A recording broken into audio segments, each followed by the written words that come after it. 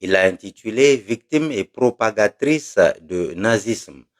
En psychologie, écrit professeur Farmeau, le transfert désigne le processus par lequel le patient projette sur une autre personne des pensées, des expériences, des désirs ou des émotions, souvent traumatisants, enracinés dans ses expériences du passé.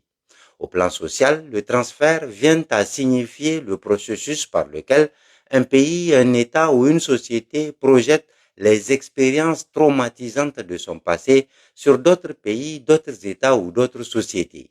1. Transfert du traumatisme monétaire et financier.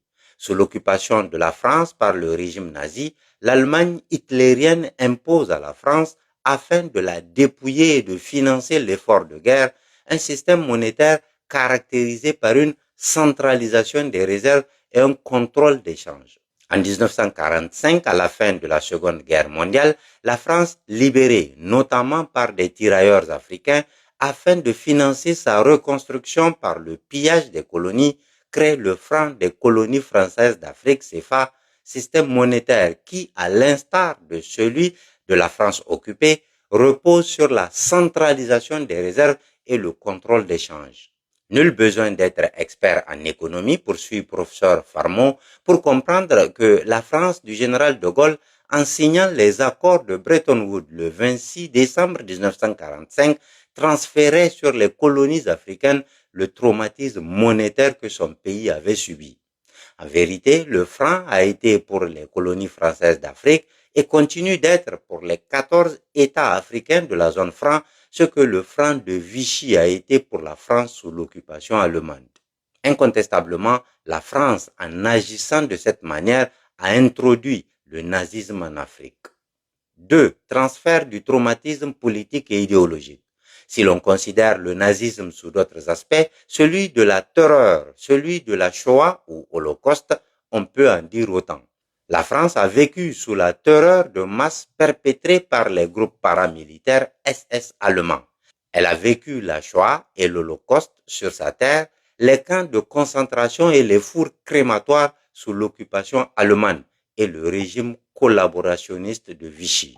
Comment la France a-t-elle procédé pour transférer les drames, les malheurs, les calamités et les catastrophes de son passé sur nous? En créant, en finançant, en soutenant les groupes dits djihadistes, organisations paramilitaires qui, comme les SS allemands, sèment la terreur dans nos contrées, la France transférait sur nous un traumatisme d'une autre nature. La Shoah, selon son origine hébraïque, signifie catastrophe ou anéantissement. L'Holocauste, suivant son origine grecque, désigne ce qui est entièrement consumé par le feu. Or, de combien de catastrophes, d'anéantissements et d'incendies criminels ces groupes armés sont-ils coupables? Comme on le voit, la France n'est pas seulement la puissance tutélaire, celle qui se croit investie d'une mission civilisatrice. Elle est aussi une entité qui porte des traumatismes et qui, de manière plus ou moins consciente, les transfère sur autrui. Le nazisme est une abomination et le djihadisme une ignominie.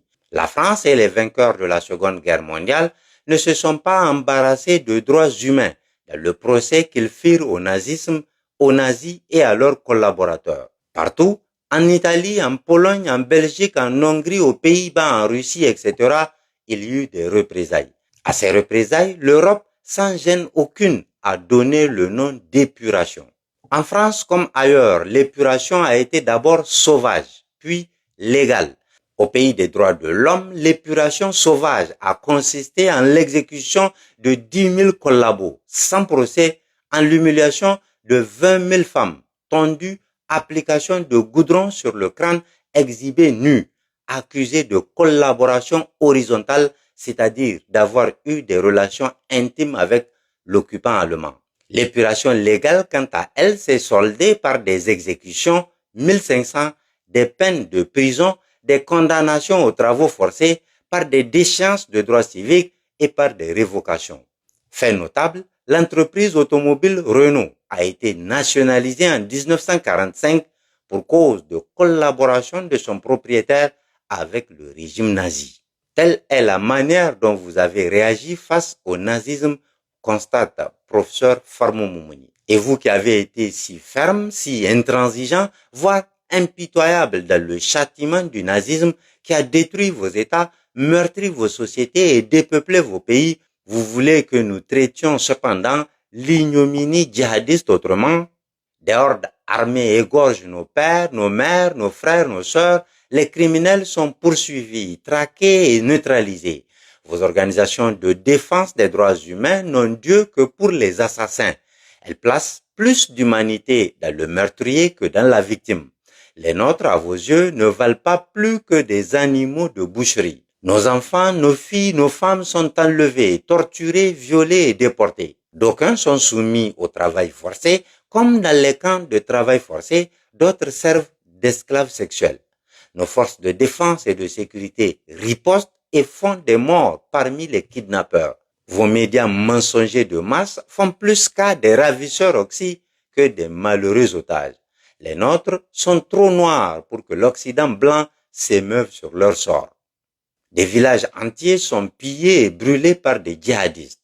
Des hommes, des femmes, des vieillards sont réduits en cendres comme dans les fours crématoires nazis. La réplique fulgurante de nos armées met plusieurs dizaines de pyromanes hors d'état de nuire. Vous criez au crime de guerre si ce n'est au crime contre l'humanité. Les nôtres sont assimilés à des ronds de bois. Nous traiterons le djihadisme comme vous avez traité le nazisme. Si vous éprouvez quelques difficultés à me croire, conclut le professeur Farmon, accordez foi au dire de Victor Hugo, et je cite, « Quand je vous parle de moi, je vous parle de vous. Comment ne le sentez-vous pas? Ah, insensé qui croit que je ne suis pas toi. » Fin de citation. Signé professeur Farmon Moumouni. Merci et à très bientôt, Inch'Allah.